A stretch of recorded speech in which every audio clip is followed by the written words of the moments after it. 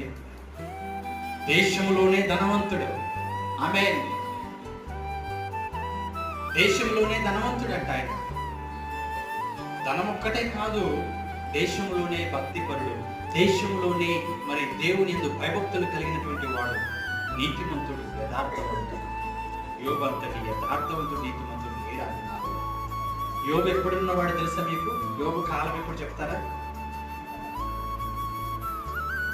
ఎవరు చెప్తారు? యోబు ఏ టైంలో వాడు అసలు పాత నిబంధనలో? హలో, కీర్తనల కన్నా ముందున్నవాడు, అంతేనా? అది ఒకటే తెలుసు అందరికీ. కీర్తనల కన్నా ముందున్నవాడు అనుకుంటున్నారా? వాస్తవానికి యోబు అబ్రహాము కాలము నాటివాడు. అబ్రహాము ఏ సంవత్సరంలో ఏ కాలంలోనైతే జీవించాడో అదే కాలంలో యోబు కూడా జీవించాడు.